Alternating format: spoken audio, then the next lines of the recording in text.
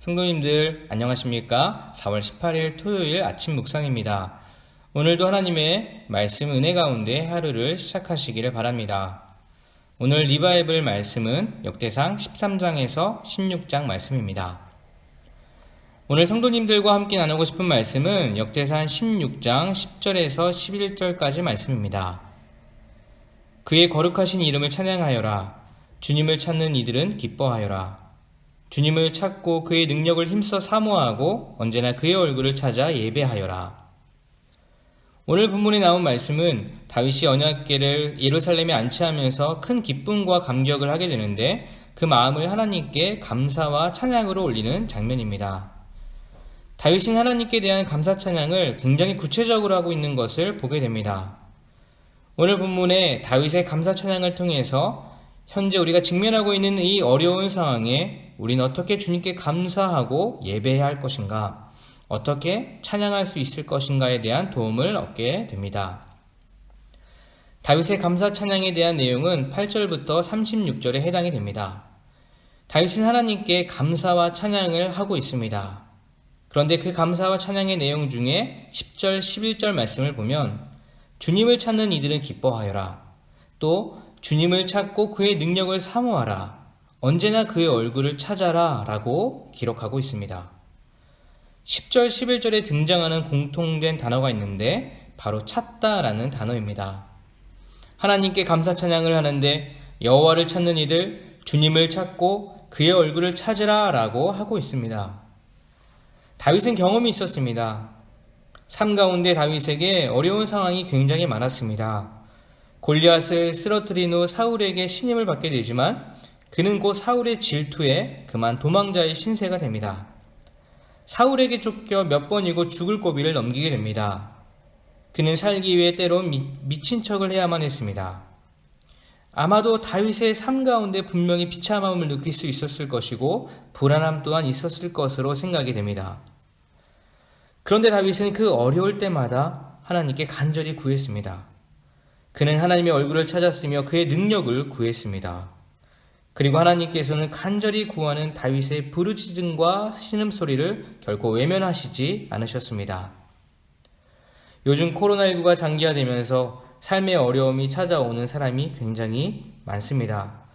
회사도 힘들어지면서 인원 감축 대상에 포함되어 멀쩡히 다니던 회사를 그만둬야 하는 분들이 생기고 또한 미세가 영업을 쉬거나 시간 조정을 하면서 아르바이트를 했던 많은 사람들이 그만두게 되거나 오랜 시간 일하지 못하게 됐습니다. 그러면서 자연스럽게 따라오는 것이 바로 경제적 어려움입니다. 매달 한 달에 들어가는 고정비라는 것이 있습니다. 기본적인 의식주를 해결하는 데 있어서 드는 비용이 있습니다. 학교 안 가는 아이들, 보육원 안 가는 아이들이 삼시세끼 다 집에서 먹습니다. 자녀의 학비를 내야 합니다. 그리고 불안한 마음에 남들 다 사니 생활용품 평소보다 2배로 사놓게 되고 음식도 넉넉히 챙기다 보니 비용이 사실 더 많이 들게 됩니다. 이런저런 것을 인해 각 개인들과 부모님 입장으로서 발을 동동거릴 수밖에 없는 상황이 되었습니다. 이러한 상황에 우리가 할 수 있는 일이 과연 무엇인가? 먼저는 다윗의 감사의 고백 속에 하나님께 구함이 있었듯이 우리는 하나님께 구해야 합니다. 하나님께 내 상황을 구체적으로 고백해야 합니다. 하나님의 능력을 구해야 합니다. 하나님은 그 기도 소리를 꼭 들어주시는 분입니다. 우리의 신음소리를 들으십니다. 하나님은 자녀된 우리를 고아처럼 버려두시지 않으십니다. 자녀가 힘든 것을 못 본 척 내버려둘 부모가 누가 있겠습니까? 구하는 자는 하나님의 손길을 경험하게 될 것입니다. 이 어려운 시기에 고난과 부딪히며 처절히 싸움을 하고 있는 사람들, 남편으로서, 아내로서, 아버지로서, 어머니로서, 그리고 자녀로서 하나님 앞에 자신을 솔직히 고백해야 합니다. 하나님, 저 정말 힘들어요. 하나님, 어떻게 해야 할지 모르겠어요. 하나님, 도와주세요. 하나님의 그 능력을 보여주세요. 다윗의 찬양에는 감사의 찬양과 더불어 간구의 부르짖음이 있습니다. 그것은 그가 하나님의 도움의 손길을 얻었던 경험이 있기 때문입니다. 우리에게도 이런 경험을 할 수 있는 기회가 드디어 찾아온 것입니다. 하나님의 손길을 경험할 수 있는, 하나님의 구체적인 도우심을 경험할 수 있는 기회가 찾아온 것입니다. 그 기회를 놓치지 않기를 바랍니다. 반대로 코로나19로 많은 사람들이 어려워하는 가운데에서도 감사하게도 직업상 큰 영향을 받지 않고 잘 버티고 있는 분들이 계십니다. 너무나 감사합니다. 이런 분들에게도 코로나19의 상황은 하나님을 좀 더 깊이 경험하는 좋은 기회가 되기도 합니다. 이러한 그리스도인들은 어려운 사람을 도울 수 있습니다.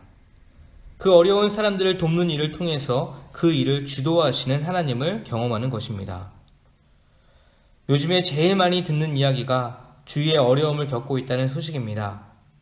그런데 그 어려운 소식과 함께 본의 아니게 아름다운 도움의 손길도 알게 되었습니다.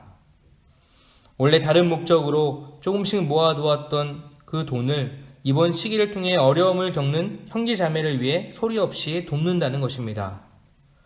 그런 일을 행하기까지 마음을 주시는 하나님, 또 마음을 같이 할 다른 지체들을 모아주시는 하나님, 그리고 행하도록 인도하시고 기쁨으로 도울 수 있도록 마지막까지 지켜주시는 하나님을 체험하는 은혜로운 경험입니다. 도움을 얻은 분들은 이 어려운 시기에 하나님의 손길을 경험했을 것이고, 그 아름다운 일을 행한 분들 또한 돕는 하나님의 손길을 함께 경험했을 것입니다. 얼마나 감사하고 얼마나 아름다운 모습인지 모릅니다. 3월, 4월 함께 모여 예배드리고 싶어도 그럴 수 없는 상황입니다. 함께 만나 교제하고 싶어도 그럴 수 없는 상황이 되었습니다. 아쉽고 답답하고 불안하기도 합니다. 그런데 이번 코로나를 통해서 우리 그리스도인들이 다시 한번 깨닫게 되는 것은 교회라는 것이 과연 무엇인가를 알게 해줍니다. 정말로 교회는 건물이 아니라는 것입니다. 그리고 그리스도인으로 살아가는 것 또한 교회 건물에서 살아가는 것이 아니라는 것입니다. 우리는 사실 머리로는 이 사실을 잘 알고 있었습니다. 교회가 건물이 아니지. 일상의 그리스도인으로 살아가는 것이지. 하지만 이 사실을 우리는 머리로는 잘 알면서 삶에서 경험하기란 좀처럼 쉽지 않았습니다. 그래서 교회라고 하면 당연히 먼저 떠오르는 것이 건물이었습니다. 그런데 이 코로나19를 통해서 교회가 바로 그리스도인들이 모이는, 그리고 그리스도인인 내가 교회라는 것을 다시 한번 깨닫게 됩니다. 역대상을 읽으면서 우리의 정체성은 과연 무엇인가 다시 한번 생각해 보게 됩니다. 아버지, 어머니, 남편, 아내, 그리고 우리는 자녀로 살아갑니다. 그러나 우리의 여러 정체성 앞에 붙어야 할 단어가 있습니다. 바로 그것은 그리스도인이라는 것입니다. 아버지에 앞서, 어머니에 앞서, 남편에 앞서, 아내에 앞서, 그리고 자녀에 앞서 우리가 먼저 가져야 할 정체성은 그리스도인이라는 사실입니다. 그러므로 그리스도인 아버지, 그리스도인 어머니, 그리스도인 남편, 그리스도인 아내, 그리스도인 자녀가 되는 것입니다. 이것이 먼저임을 기억하며 그리스도인으로서 이 어려운 시기를 살아내는 저와 여러분이 되기를 바랍니다.